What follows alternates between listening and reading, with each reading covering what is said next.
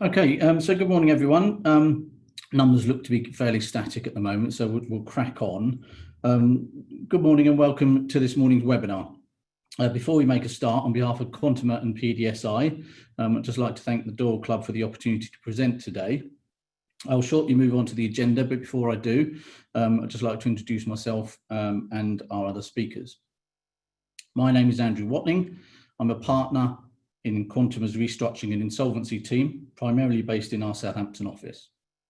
I've been advising clients for the best part of 30 years on financial and operational matters, as well as carrying out independent business reviews, and have experience in a wide range of sectors, including real estate, construction, hospitality, and leisure. I also handle a lot of our hostile appointment work, where creditors ask us to act in insolvency matters. I'm joined this morning by Terry Chapman, who's the Chief Executive of PDSI. Terry founded PDSI as a parent company in 2006 to acquire Queensborough from its founder, followed by JS Projects in 2009. Terry is a leader in his field and has significant experience advising clients from early development and planning stages through feasibility and viability, followed by procurement and delivery. Joining us also is Tim Murdoch, who's the Managing Director at PDSI. And Tim has over 30 years industry experience. He joined PDSI in 2003 and became a director in 2005. He's a construction professional, experienced in all facets of project programming across a variety of sectors, from initial strategic assessments through the production and monitoring of the design, procurement, and in construction stages. He acts for both professional and end user clients, as well as contractors and specialist trade contractors.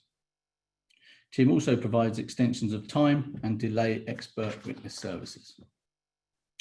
Finally, we're joined by my colleague Graham Randall, who's also a partner in the restructuring insolvency team at Quantuma, and he heads up our Bristol office. Graham has expertise in operational performance improvement and debt restructuring. His sector experience also includes construction, hospitality and leisure, retail, as well as transport and logistics.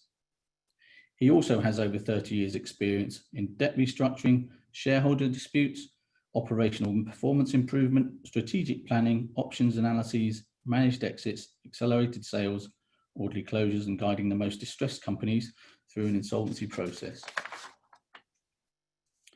So on to the agenda in terms of what we'll be covering today. I will start by providing a brief overview of what we expect to see as businesses emerge from lockdown. Terry will then review key issues on project recovery, identification and approach. Then we'll go over to Tim to cover disputes, technical experts, COVID-19 and time analysis.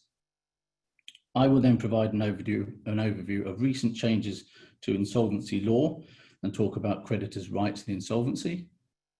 Finally, we'll hand over to Graham to look at options for distressed businesses.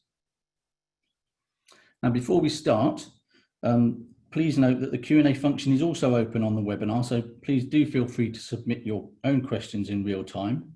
We've also had a couple of questions submitted beforehand, so we'll try our best to answer all of these at the end, subject to time limitations.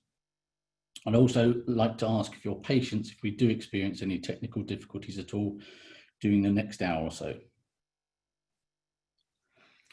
So to start, emerging from the lockdown, what have we seen as advisors, and indeed what do we expect to see? Now, insolvency numbers have not actually risen as a result of COVID. They've actually reduced compared to the same time last year. And probably a big contributor to this will be the relief measures that the government put in place to assist businesses, such as a job retention scheme, business interruption and bounce back loans, and restrictions on creditors' rights that we will cover later. Much of our work in the last 3 months has been less about advising on insolvency processes and more about guiding businesses through fundraising efforts and whether effectively mothballing businesses using furlough and creditor forbearance, whether willing or otherwise, is an appropriate strategy. Inevitably, however, we expect to see a rise in insolvencies across pretty much all industries. With turnover returning more slowly than costs, many businesses will have to look to cut costs and it's hard to see how already fragile businesses will survive. Cash poor businesses, which include many contractors, will struggle and ultimately fail because of already thin margins and late payments by clients or extended disputes, which we've always seen as a reason for companies to fail, and these will possibly prove to be terminal. And combine this with the danger of a flood of winding up petitions in October when restrictions are lifted, and again we'll talk about that later, we as insolvency practitioners anticipate being very busy in Q3 and beyond. However, it's not all doom and gloom. This will also present opportunities for stronger businesses to expand, and we expect to see some consolidation within many industries. So on that somewhat brighter note, hopefully, I'll now hand you over to Terry, who has some useful tips on how to maximise recovery on contracts. Thank you, Terry. Thank you, Andrew, and good morning, everyone. So why do some projects fail? Unfortunately, some projects, I think, are doomed from the start. My session is going to focus on the remedy as to how you recover projects, not the disputes that sometimes follow on behind. Next slide, please. Indeed, why? I have witnessed the despair that is actually portrayed in this picture. You thought you'd done the right thing, you set it up, you thought correctly, you took advice, but it went wrong nonetheless. Next slide, please. So why has it gone wrong? I'm going to approach this initially by putting some background information why projects commonly fail, and then we're going to look at the road to recovery of those. So in terms of common failures, the basic rule, golden rule, is to get the basics right at the outset. Build the strategy around a sound business case. Unfortunately, this is not always what takes place. So the common causes, at least in my experience, feasibility and viability is not proven. It was put together, but there wasn't a team buy into it. Perhaps the strategy is wrong and not properly thought through. You've embarked on a plan without the team buy-in, with poor communications. An experienced team that's become dysfunctional, and lacking leadership is often a common cause. Unrealistic expectations, ambitions need to be tempered with some realism. A lack of focus and planning, and then need to manage change through the process, and the ability to manage unplanned events. And around this is the actual essential need to have stakeholder buy-in, and that means throughout the process. And a classic example would be perhaps a hospital project, where a hospital embarks on the design, the development, the construction, but the end user, the clinicians, have not been brought into the scheme of things. Often the clinicians come in too late, which is what I mean by wide stakeholder management and stakeholder engagement. They come in, they want changes. That leads to some of the difficulties that I just referred to. Yes, so this puts you in a mess. Next slide, please. Yep, you're in a mess, as I've just said. And frankly, a truckload of Andrex will not resolve it for you. You need to stop and take stock. And here's some bullets or some headers for you. How do I get out, frankly, of the mess? Projects don't go wrong overnight. There will have been early warning signs. There will have been delays. There will have been probably a drop-off in morale and spiraling costs. It is essential that you actually acknowledge there is a problem and take advice. In my experience, you take that advice from the professionals. We call them recovery project managers. They're not the same as just general project managers. They come with a different skill set. We probably have a half a dozen of them in my particular business, all from big company backgrounds who've experienced project delivery in its various forms. The plan is to move the burden to the experts to recover it for you. And do remember that the failure on any project life cycle could occur at any part of its life cycle, and it's likely the incumbent leadership could be part of the problem. Few people have the skills actually necessary to turn around a troubled project. Next slide, please.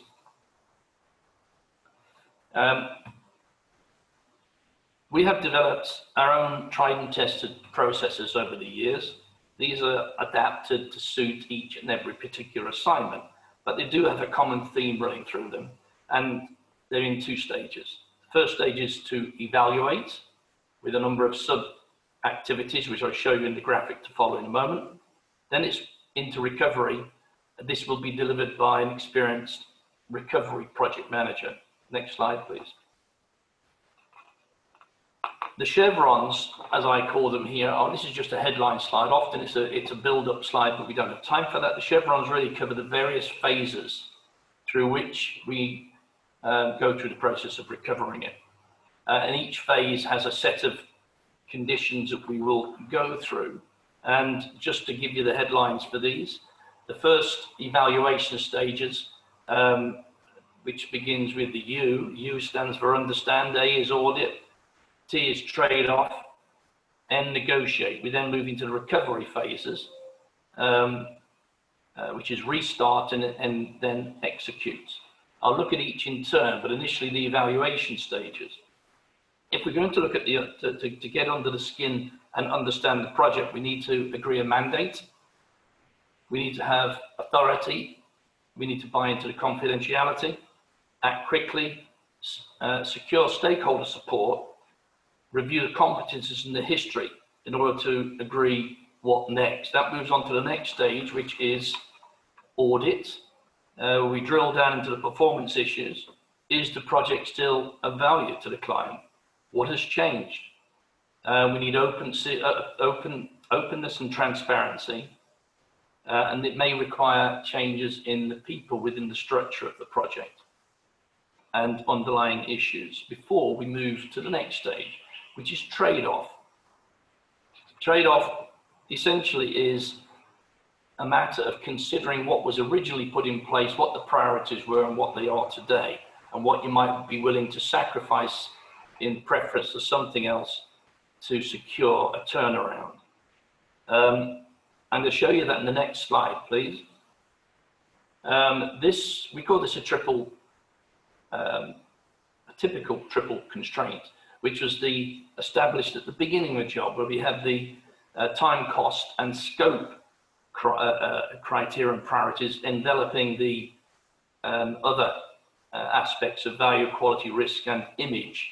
Now, they may well have been what set the scheme going at the outset, but it is quite likely that actually as it has failed, we move into a different set of priorities. So the next slide, please, will actually show you what a modified version might look like. It follows the same pattern for the purpose of illustration, but the outer triangle and the positioning of those elements has changed. So what was previously time, cost, quality has now been essentially replaced with value, quality, image, and reputation.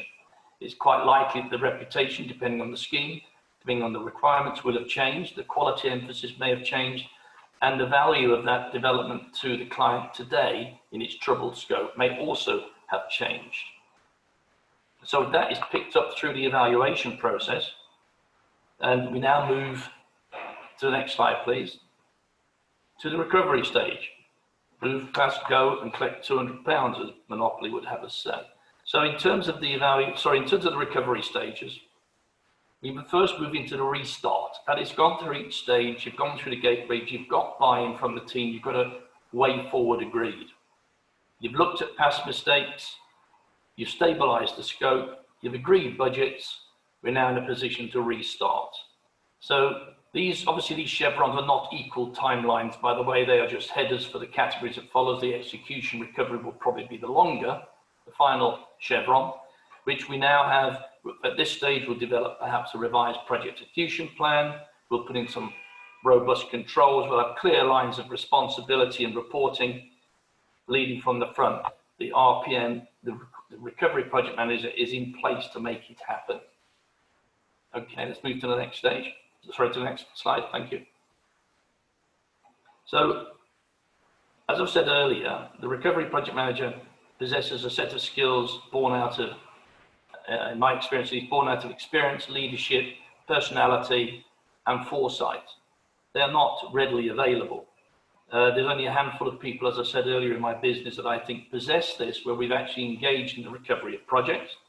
It's not easy. We do try to make it personal, because in making it personal, you tend to get others leading by example to buy into that. And of course, each project is unique. No one is really the same as one before it, although the underlying problems may be similar.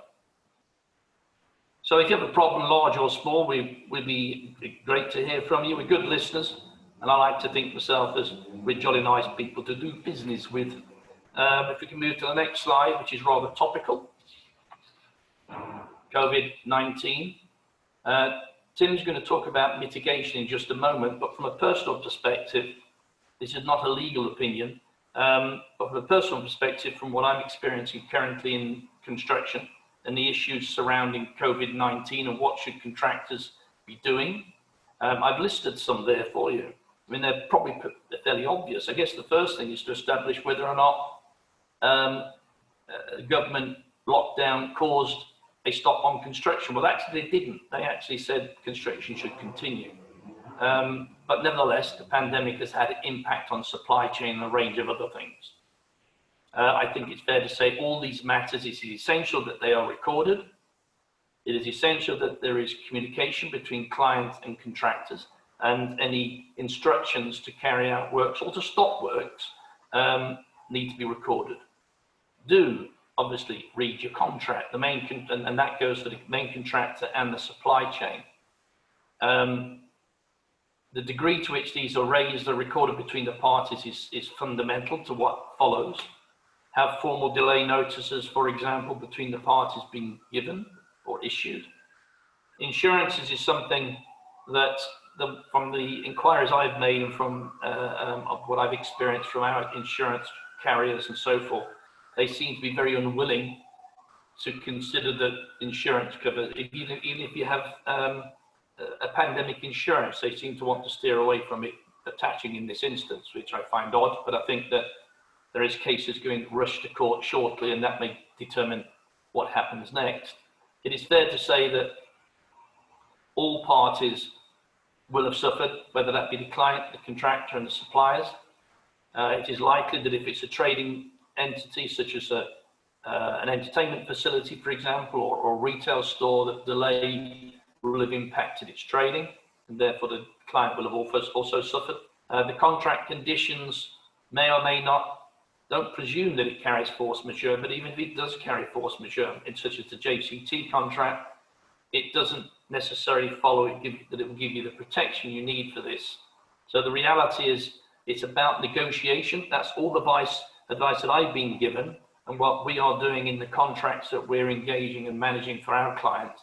We're seeking to get a position of negotiation where the parties each recognise fairly the impact that the pandemic's had across the piece. The final point is, of course, take legal advice. I'm not providing that here, I'm simply talking from our own experiences. I'm going to now pass you over to Tim Murdoch, who's going to talk through some real-time mitigation measures in COVID-19 and others.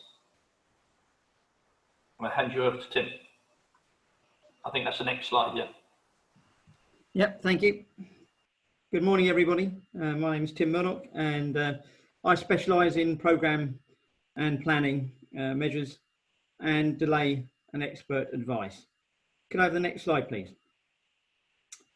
This is what I deal with. This is a bar chart, or a section of a bar chart. And at whatever phase a project is in at the moment, understanding where people are on that project and how COVID-19 is impacting it will be crucial, either through a negotiated process or if it ends up in dispute.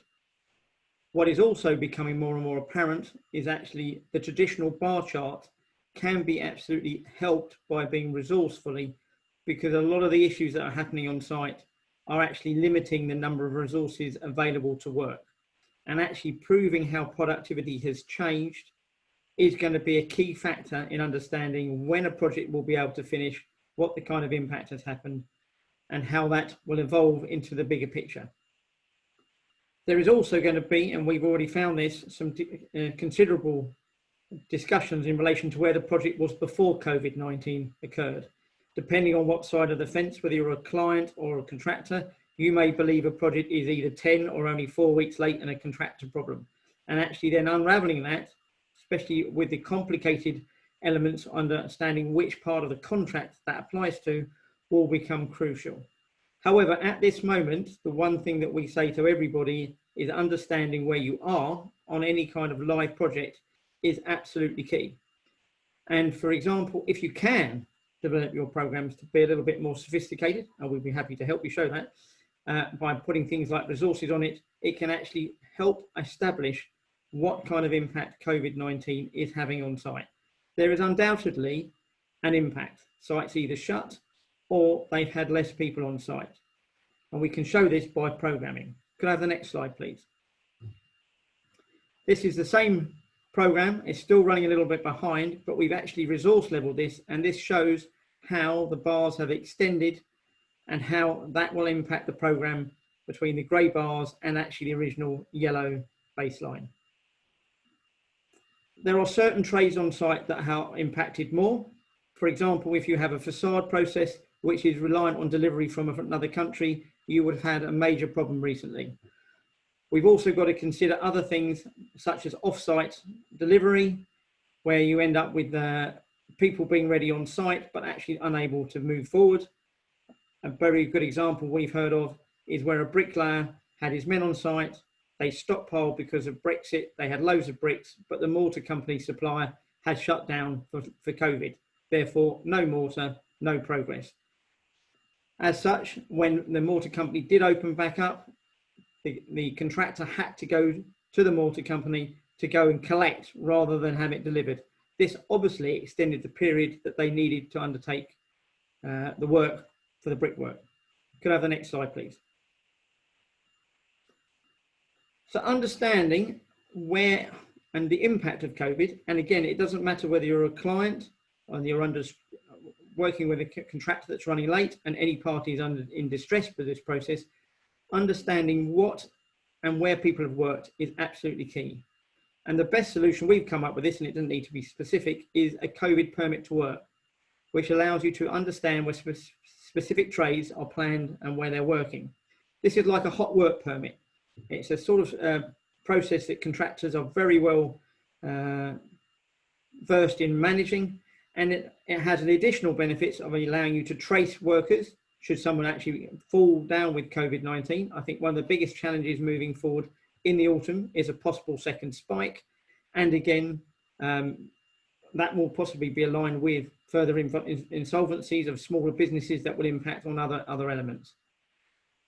By doing this, you can also track the productivity of a group compared to pre-COVID-19. If we get to disputes, I was in a webinar with some Society of Construction Law recently, and the lawyers are saying, we want proper productivity rates. We don't want theory. We like to see what you were doing before and what you were doing after. And actually, if you can link what you're doing with your COVID permit to work with the delays on the program, it is much easier to ascertain where the true delay is and what the likely outcome of that. There are lots of other things that are ongoing. We've seen people doing outdoor and off-site inductions, looking at spaces and how they manage their sites. Obviously, we have issues in relation to access, like staircases up and down need to be considered. And again, all sites are very different. If you're on a big open air site, it's very, very easy to actually increase your capacity for welfare and also put these measures in place. On a tight inner city site, maybe on a refurb, access is far more limited. And if you actually increase your welfare facilities, it will often impact on your material delivery and actually how you are going to run the site.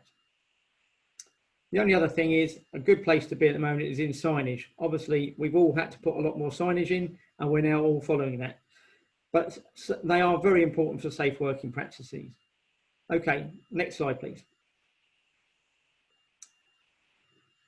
Another key factor for any project is data and how you use it. You may find that you have an architect who has multiple screens set up at home, can review drawings and produce what he needs to produce. But you've also got to be consistent whether you might actually be dealing with somebody who's working on a smartphone on site, and the process needs to be adapted to the suitable platform for the people involved. Getting information to site, and actually drawings for some trades will still be very key.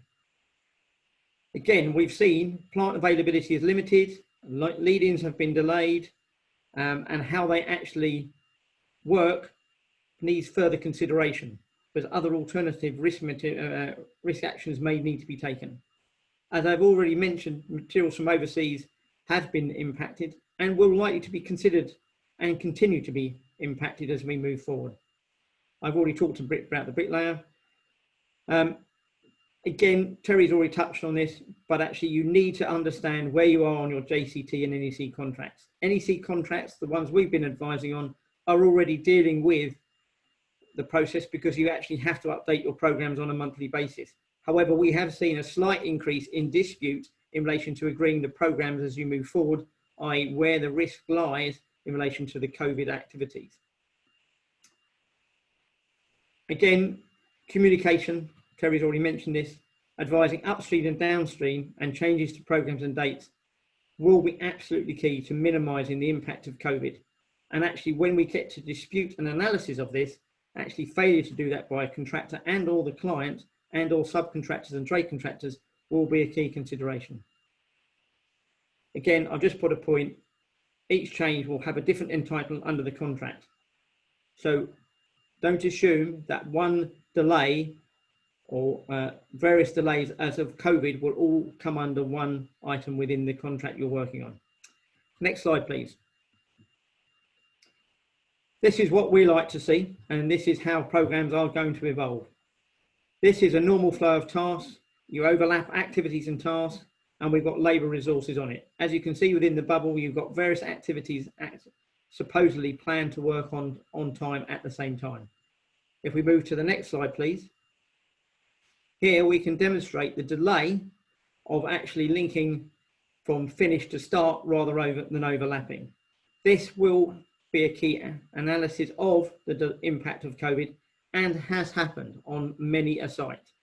However, there are ways of mitigating this, which I'll come on to in a minute, but at the moment, understanding how this has happened and doing preferably weekly, if not fortnightly, and at very least monthly drop lines to ascertain this will limit the arguments in relation to any delay if we get to a dispute, and also will help any negotiation which we're trying to facilitate with anybody, client, contractor or trade contractor as we move through the COVID process.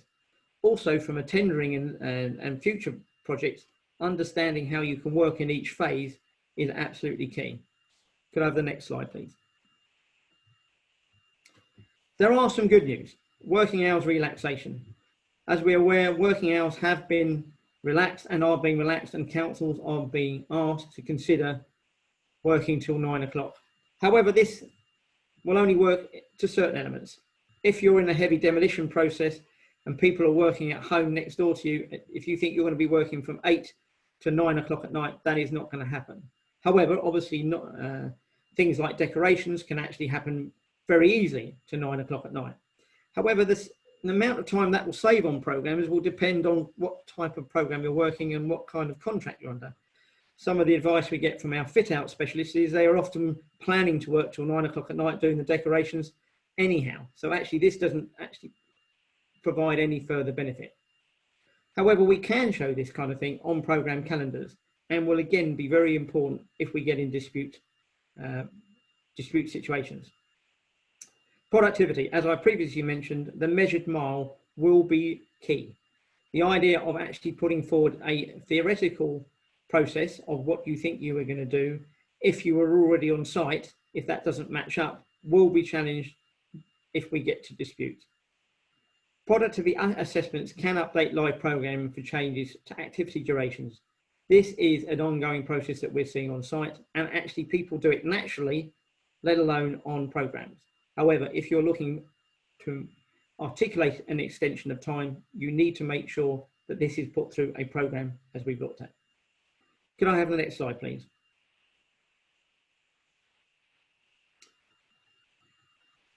Finally, other key points for changes in program. People need to list the main COVID milestones. And even if you're a developer and you're a project manager, you need to understand when that's happened. Lockdown, site shutdown. Again, some contractors have shut down site. We know one contractor who shut their site initially, and they were informed by the client they needed to open back up because the government advice was to carry on. We know that other contractors have carried on through the projects, some on a much slower output to start with, but that's now increasing. It is really important to take progress prior to COVID. This will be, I think, one of the more difficult elements to unravel as we look at delays and disputes. Again, when we look at these processes, we actually have to account for additional activities, securing materials on site, new training requirements, and if you like, if there are more staircases required, longer distances to travel before you get to work faces. We are and have been working to a 2 metre rule. Over the coming weeks, that becomes 1 metre plus. That will obviously allow more work to continue and greater numbers of men on site. Articulation of changes in method statements, and we note that some cladding firms are now providing full PPE to some of their staff because they can't actually meet the 2 metre rule. Thus, social distancing and how that impacts on every trade needs to be actually considered. Part of this talk, obviously, is insolvency. This will occur, and actually programming that in and actually understanding that also has an impact on this whole process, depending on a live job or whether you actually start in the near future. Again, the effect on resourcing and working potential will need to be considered by all. And actually, if we're looking to move to new projects, I would suggest that is a much bigger criteria to be looked at by project managers and employers agents and developers, i.e. how robust are the people that they're looking to bring on board so that they don't end up in project recovery, as Terry articulated earlier. Could I move on to the next slide, please? That's the end of me. I will now hand back over to Andrew. Thanks, Tim, and thanks, Terry, for your very useful presentations there. I'm afraid I don't have any pictures or charts to match yours, or very dull words from me, but yeah, very, very interesting, thank you, and maybe we can visit a couple of those points later on. So I'm just going to whiz through an update on some recent changes to the insolvency law, and I'll talk to you about creditors' rights in insolvencies, both formal and informal bases. The Insolvency Law update really is covered by the Corporate and Insolvency and Governance Act 2020, or CJA. It was mooted early on in lockdown. There were proposed changes, some of which were adopted fairly early on without the bill being passed, but it was eventually passed and received royal assent last week. So it introduced a number of temporary measures which were designed to reduce the corporate insolvencies due to COVID and ease pressure on directors.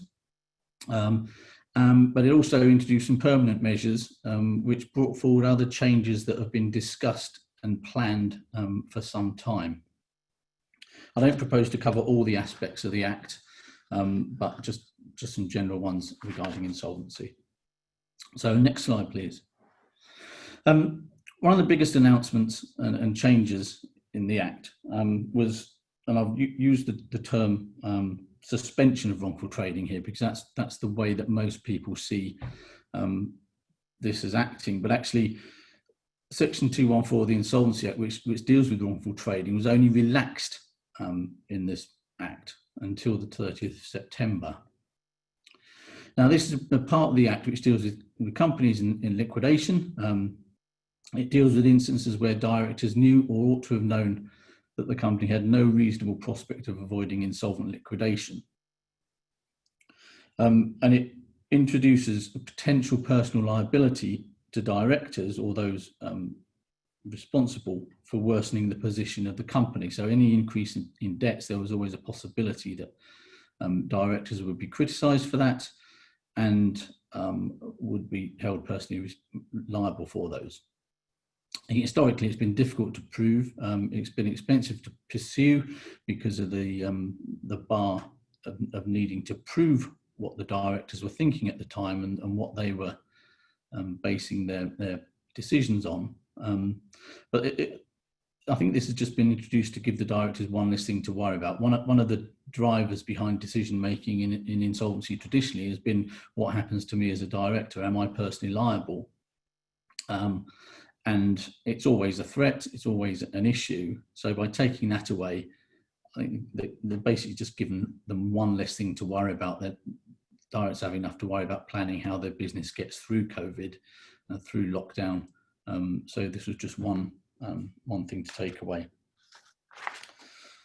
Next slide, please. The bill's also introduced a restriction on winding up petitions and statutory demands, and this has been in effect. And in fact, a court did rule as if the act had already been passed. It effectively stops creditors from issuing stat demands between those dates, 1st of March 2020 and 30th September.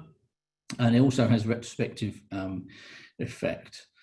It effectively protects any company that's dealing with debt who's been adversely affected by COVID, and effectively says creditors can do some things, but they can't do these ultimately what seems terminal actions to pursue their debt. And similarly, winding up petitions are restricted between those debts. So a company that's struggling to pay a debt as a result of the impact of lockdown, as a result of the impact of COVID, is protected from those actions. And as I said there, it's a temporary measure to prevent aggressive creditor action against otherwise viable businesses. So it gives people, again, this breathing space to get through the crisis, stops them being wound up or attempted to be wound up in the meantime, and then hopefully viable businesses will be able to recover. Work will come back to normal. Their ability to pay debts, including old debts, will return, and there won't be the need for a large number of liquidations.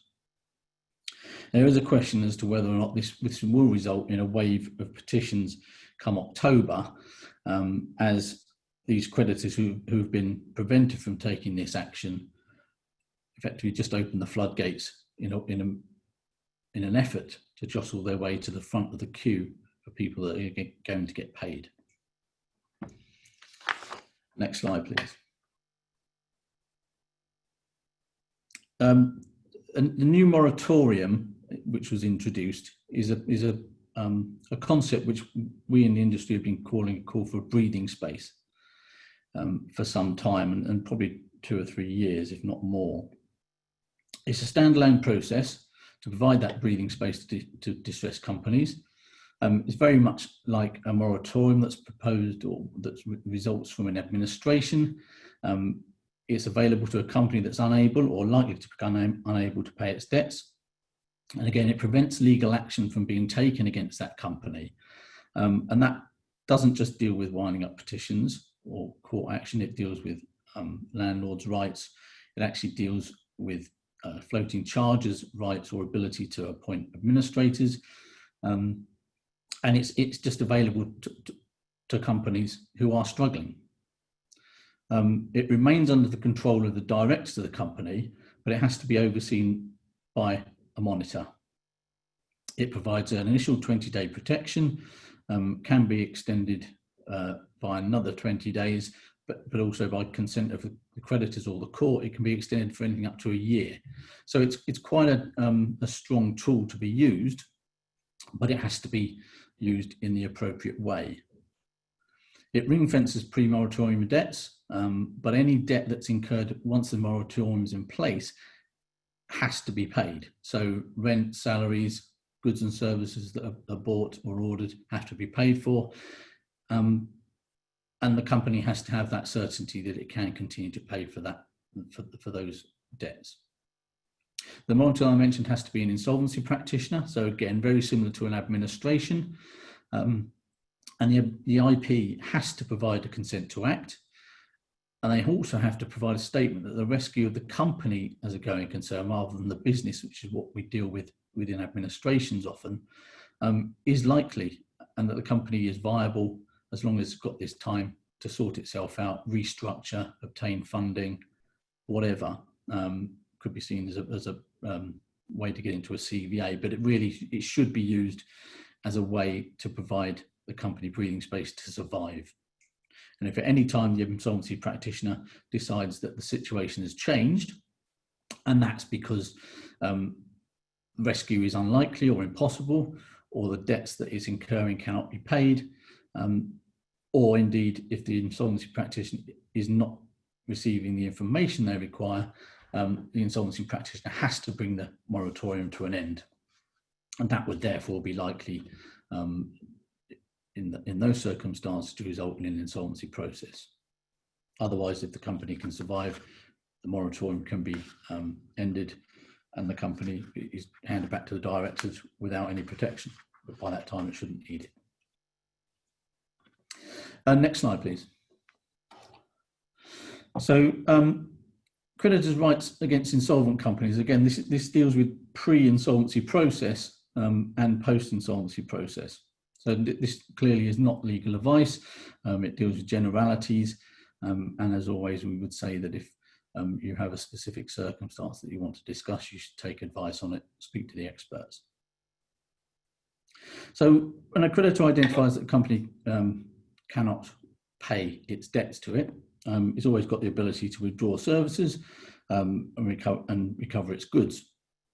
Now, one of the new introductory measures in the Act, which I didn't talk about, is a restriction on a company, or sorry, a party's ability to terminate on insolvency. And in contractual terms, insolvency clauses are likely to become defunct. It doesn't mean that you can't terminate on insolvency, but you'd have to get the okay either from the insolvency practitioner or the court. So there may be an argument that as companies approach insolvency processes, termination needs to happen sooner rather than later. You always got the ability to take legal action to recover funds, and that could be instruction of a collection agent who might act on a commission basis rather than an more expensive process using a solicitor, for instance. There's small claims, there's CCJs, so on and so forth, and resultant recovery and enforcement action if those aren't paid off. There's always a question, I think, that if you're approached for forbearance because of an inability to pay, it doesn't hurt to ask questions, to ask for proof of the inability to pay. What's caused that slow payment? Who else is being asked to take time to be paid? Obviously, with better understanding of the facts, you can take a better decision. But it also means that if you don't feel that you're being told the truth, if you don't feel that you're being provided with proper information or reasonable information, you could elect to take further measures. And therefore, you might consider issuing statutory demands and winding up petitions, obviously once the restrictions are raised. Stat demand is cheap and simple to do. It's a form detailing what you're owed, why. It sets a specific time frame for repayment. Debt should be liquidated, ideally not disputed. Whereas a winding up petition requires usually the input of a solicitor to ensure that the petition is drafted properly so that there aren't any technical difficulties with it if it comes to court. Petition again requires a specific process requiring service and advertisement. Otherwise, again, a technicality could mean the petition's dismissed or adjourned, go back to the drawing board, start again, and delays what needs to be done. Next slide, please. So if the debt's in a formal insolvency process, it's easy to think, well, creditors are powerless, we'll receive nothing. We're not ignorant to the thought that, you know, in a lot of cases, all the money that's available will go on IP and legal fees, etc. But it's true to say that if you do take that view, then you're unlikely to get anything unless you partake in the process. So you've got an ability to claim your debt. You can issue your proof of debt form, provide information as to what your debt is, and then in the event that there isn't available distribution, you'll partake in that, no matter how small. In some instances, you may have an ability to retain title of any goods that have been provided, and the earlier you do this, the better. For that, you'll need an effective retention of title clause within your terms and conditions. You will need to probably address those and make sure that they're effective.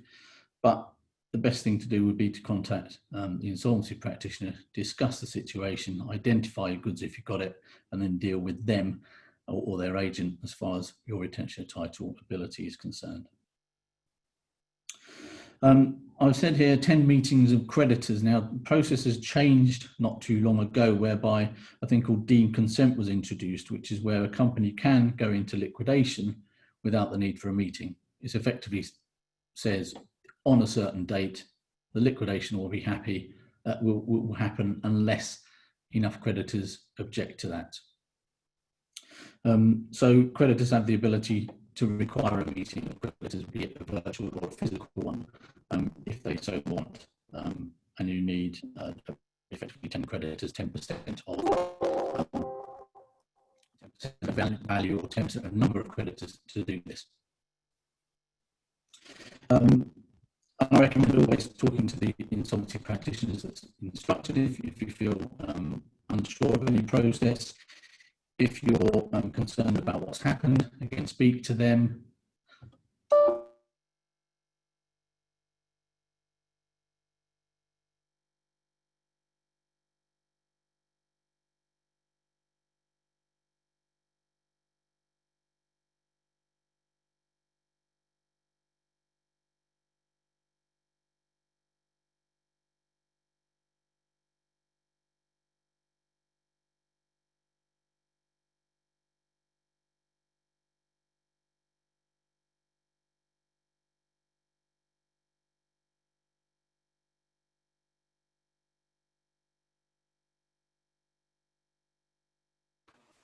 Andrew, we can't hear you.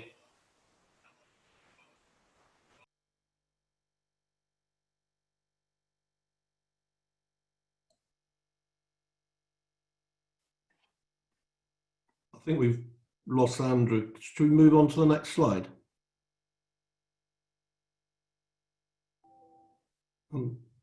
Okay, so I'll pick up here because I'm conscious of the fact that we've only got 10 minutes left, but morning everybody. So many, move on to the next slide, please. So many business owners and directors we deal with believe that when they start to experience trading difficulties and profits turn to losses and cash starts to dry up and becomes ever tighter, their only option is to keep on trading until the cash completely runs out and the company's forced into liquidation. And we still regularly get calls from companies, typically on a Friday morning, saying that there's a large customer payment hasn't materialized or an unseen expense has been incurred and they can't meet payroll. And that's the point when they have their backs completely to the wall that they seek urgent specialist advice from an insolvency practitioner. And the pity is that they often fail to realise that there are a whole range of options available for distressed businesses that are a lot less painful than a liquidation and deliver a much better outcome for stakeholders if they had sought help early enough.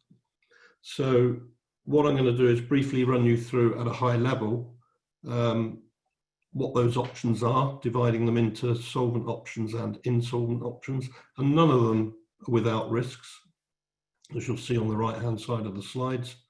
But as a company slips further into decline, the options get increasingly more painful to implement. They're likely to have a more adverse effect on all stakeholders, and the risk to the directors of falling foul of the insolvency legislation increases. So the first and preferable option for most companies is to continue to trade the business. That's what most directors want to achieve. In our experience, that can sometimes be ruled out at a fairly early stage, simply because special advice hasn't been sought early enough. A critical event may have occurred, such as a winding up petition being presented, HMRC or a landlord taking action, or insufficient funds available to meet payroll. And on those occasions, the problem has been brought to us too late to actually keep the business trading. If one of those critical events has happened, the company is more likely to have to move straight to one of the insolvent options that I'll come on to in a moment on the next slide. However, on occasions where there is early intervention and cash flow pressures that are going to be experienced in the short to medium term have been identified early enough, it may be possible to continue to trade the business and avoid that value erosion an insolvency process inevitably brings, whilst exploring a number of steps to improve the cash position. Now, one of the options we'd look at in the current climate is the availability of a loan under the coronavirus business interruption loan scheme, introduced by the government earlier this year. You all have heard about it. I'm sure you know the scheme helps SMEs who have been critically impacted by COVID-19 to access up to £5 million, with 80% of that being guaranteed by the government. Importantly, you have to confirm the business wasn't in difficulty on the 31st of December 2019, and you can apply for the loan through one of something in excess, I think now 50 lenders that are participating in the scheme. You just have to let the lender know how much you want to borrow, how long you want to borrow the money for, and what it's going to be used for. And as of a week ago, the cumulative value of approved CBILS facilities was £10.5 billion. Add to that the value of approved large business loans and the smaller bounce back loans, and the figure rises to over 41 billion, covering 1.2 million applications. So really staggering numbers, showing an unparalleled scale of government support for businesses impacted by the pandemic. As I always remind business owners, these loans do need to be repaid. Some people forget that. So whilst they provide some short-term support and breathing space, they will add to funding pressures in the future. And at the moment, none of us knows when the period of COVID disruption will truly be over. We'd also look at generating cash from any unencumbered assets. This could include raising asset finance against assets or refinancing assets that are either unencumbered or that have an element of equity in them, or an accelerated disposal of any surplus assets. Now, the sale of a small number of assets probably won't hit anyone's radar, but if you sold a lot of plant at any one time, for example, that could be interpreted by buyers as a distressed disposal. So bear in mind, you may not achieve the realizations you would ordinarily expect. And also bridging finance, we'd look at if there's any unencumbered or partly mortgaged property. Those options could mitigate a short-term cash hole while a medium-term solution was agreed, but the bridging finance would be expensive and would need to raise sufficient funds from that source to meet the cash flow requirement. Otherwise, the funding gap would have to be bridged another way. As part of a short-term plan to preserve cash, creditors could be managed by either extending terms or payments on account with suppliers, seeking rent reductions, rent deferrals with landlords, payment holidays with leasing companies, deferring tax and VAT payments with the agreement of HMRC to mitigate any immediate cash shortfalls. Now remember, if HMRC payments are deferred without their prior approval, then significant surcharges would be incurred that would add to your problems. But successful management of creditor pressure would enable continuation of the business if any threat of creditor action could be adequately dealt with.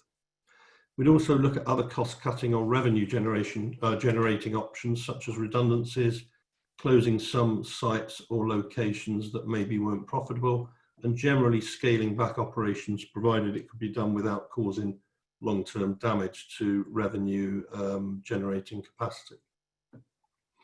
And assuming an injection of funds by existing shareholders has already been considered and discounted, another option, time permitting, would be to look for a third-party investor. That may be a business angel or one of the many distressed investors in the market who are looking for turnaround opportunities.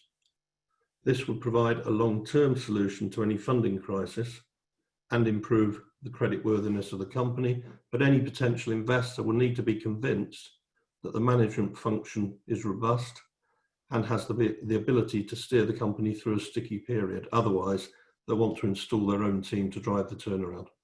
Again, that option, as with all of them, isn't without risks. And whilst potentially providing an exit route for existing shareholders, it could be disruptive to ongoing trade. It could divert significant management time during a due diligence process with no guarantee of success, and it needs to address any immediate cash flow requirement.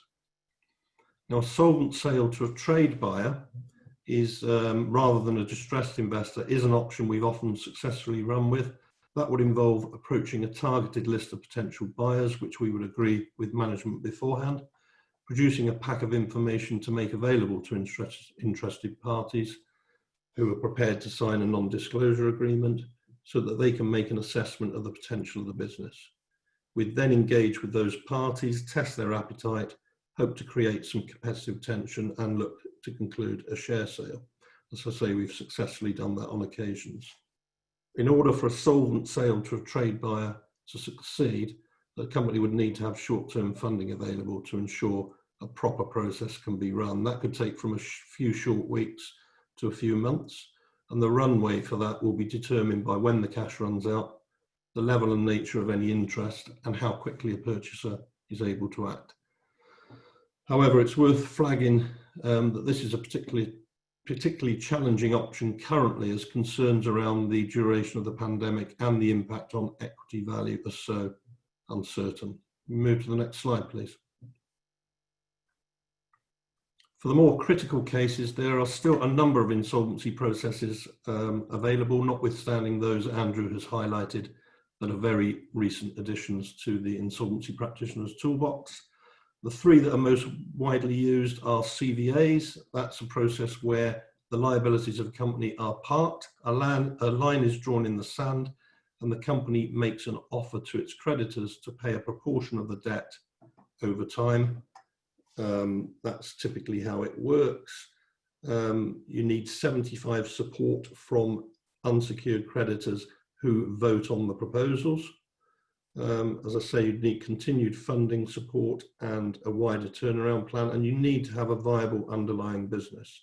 So a CVA would probably suit a company where there's been a one-off event that's derailed it, and that could be a contract that's gone horribly wrong, been wrongly priced, or a significant bad debt's been incurred.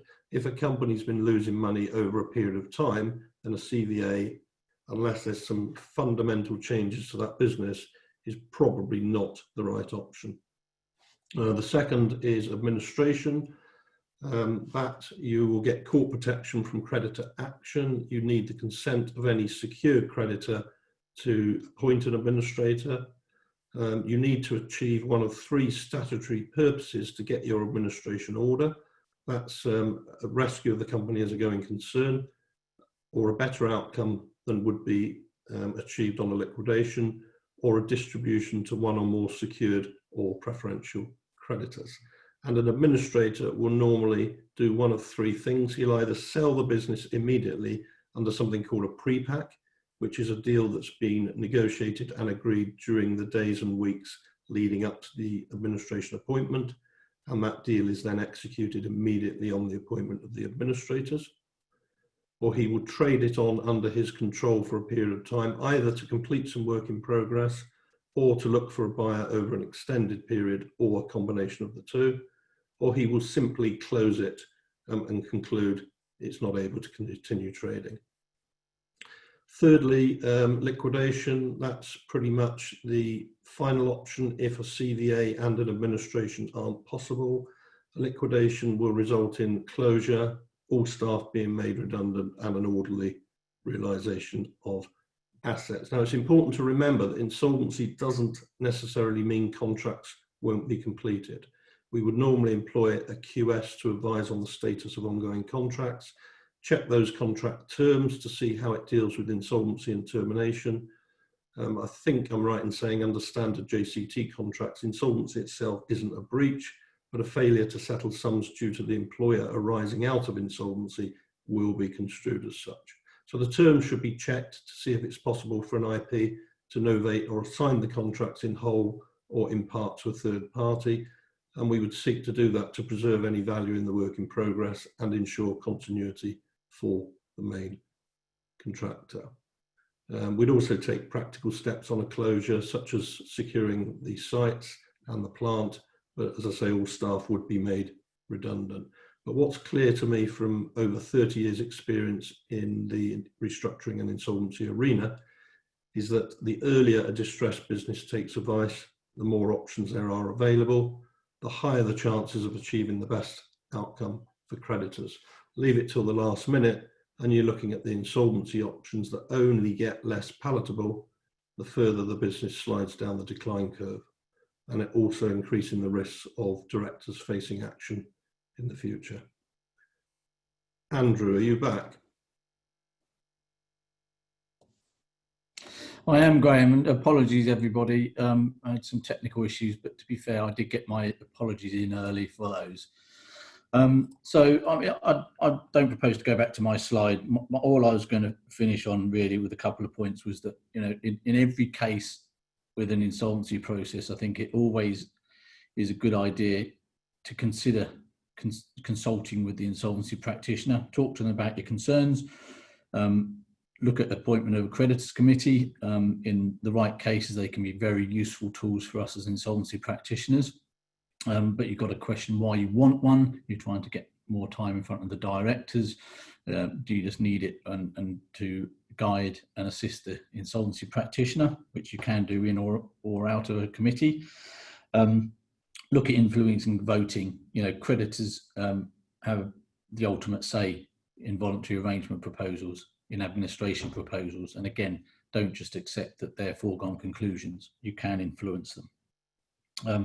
IPs are there to look at not only asset realisation such as selling goods, but antecedent recoveries, looking at recovery action for preference, transaction at undervalue, misfeasance, other things against directors and others. So information that you may hold can be key to that. And ultimately is power in numbers. More creditors that get behind a cause have a better chance of success. And my last slide was basically just saying speak to the expert. So in any event, talk to someone who knows what they're talking about, whether it's a solicitor, insolvency practitioner, etc., etc. So we're slightly behind time, but I think we have got time for one or two questions that some which were put in before. The first one is from Peter from Cluttons, who asked, what impact do you think COVID will have on future space requirements in the office and commercial space market? I think it's an interesting one we were having a chat about earlier on. Graham, can I ask you first to give your views on that briefly, if you can? You're muted at the moment.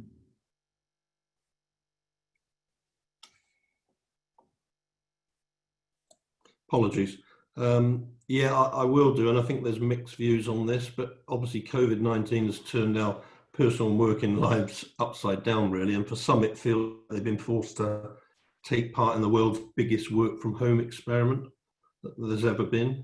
So it's a good question, and obviously people's attention now needs to turn to how our working lives are going to be resumed and what it's going to look like after the pandemic's over. And a lot see the workplace as their second home, a place where they feel safe, they feel part of a second work family for a large proportion of their lives, and friendships are formed that can last a lifetime. We've got people who live on their own, so people coming into work, that's part of their physical social network.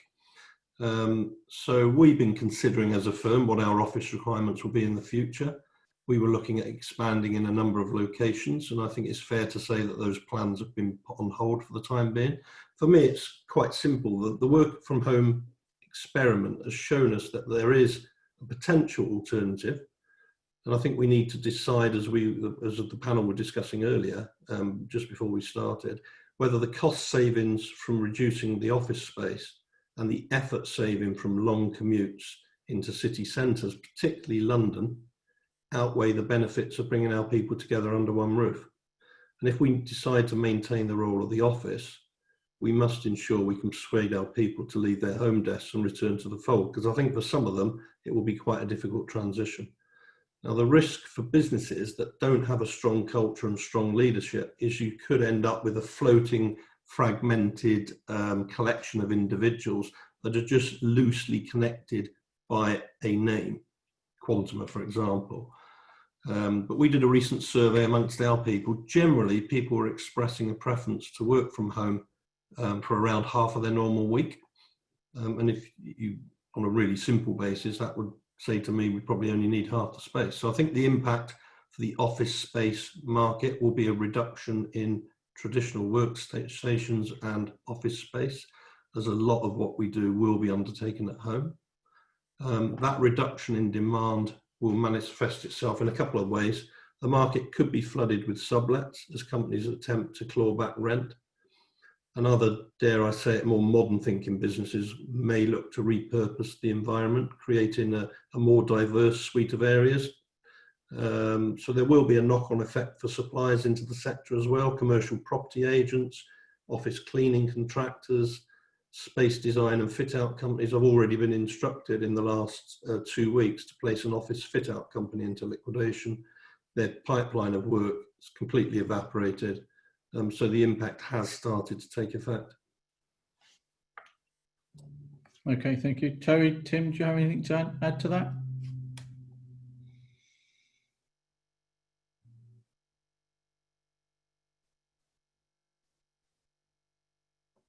I'll take that as a no. Sorry. So yeah, I mean, I agree pretty much entirely with Graham from my experience, and both internally and externally with discussions I've had with clients and so on. There will be an adjustment, but ultimately, people do like to come together to work. So yeah, let's wait and see. A very interesting question. Thank you, Peter. Another quick question from another Peter, this time from Thea Limited, who asks, is it generally accepted that project delivery will be slower as a result of the extra burden of regulation to maintain safety from COVID? And where is the burden mostly falling? Terry, can you pick that one up? Yes, and to some extent, Tim also covered off some of this. I think there's an inevitable delay, whether it be as a consequence of government actions such as lockdown, but also the supply chain. The cause of the delay is not of the contractors making, I think, but whether or not their nature of their contracts gives them the level of protection for recovery that they might seek is another matter. That's why earlier when I talked of my slide about the COVID situation, I said that the best position I think is going to be one of negotiation, where both all the parties, in fact, on a construction project have been impacted by the pandemic. And I think the right thing to do, the fair thing to do, would be actually to recognise that all have suffered and come up with a position that is reasonable and fair. That's my position on it. I don't think it's going to be black and white at all. There's going to be a whole heap of issues that will need to be brought to bear. Tim talked about the planning process and proving how delays have come about, how labour have been impacted, suppliers have been impacted. For example, where he talked about pre-purchasing bricks and then not having the mortar available to assemble them. It's complicated. Okay, thank you very much. So just finally, one question submitted on the floor, as it were. So Tracy Westall's asked about monitoring and whether the cost of monitoring is effectively, well, does this need to be taken into account when forecasting and assessing whether or not a moratorium is appropriate? And obviously that's true. I mean, the cost of having a monitor in place, i.e. someone overseeing what's going on, assessing cash flowing forecasts, ability to pay, etc., is going to incur an amount of money to be paid. Where these moratoria sit and in what space, whether it's largest companies, SMEs, it I think remains to be seen. I think there'll be a lot of commentary, no doubt, already in the space and to come about whether or not they're doable. I think on the smaller side, it is certainly something that I would have concerns about, because if a company's already having issues to paying its bills, adding another layer of cost is something that they should be aware of. But there will be circumstances that cost will be appropriate and justifiable, because it will provide the space that the company needs to restructure, to recover, and get in a position where those old debts can be paid. So the lack of responsibility to have to pay older liabilities should provide some cash to pay ongoing costs, including amortized costs. But certainly it is something that people have to go into with their eyes open, and to a certain degree, the market will have to work out how big a role that monitor has. And as cases progress, as they start off as moratoria and end up either succeeding or failing, that will be driven by experience, I think. So I think, as I say, we're slightly over time, so I'll bring an end to that there. Marjan, I see you've asked a question right at the end there. If we can, we'll pick that up with you offline. I'd just like to take the opportunity again to thank the Doyle Club for allowing us to present this morning. Apologies again for myself for the technical issues I suffered. Thank you to all of you who joined us. We had a good turnout. Hope you found the webinar useful. Our contact details are there on the screen. Please do feel free to get in touch with one or all of us. And lastly, thanks very much to Graham, Terry, and Tim for speaking. And I'd like to wish you all a good day. Thanks to you all, and stay safe. Thank you.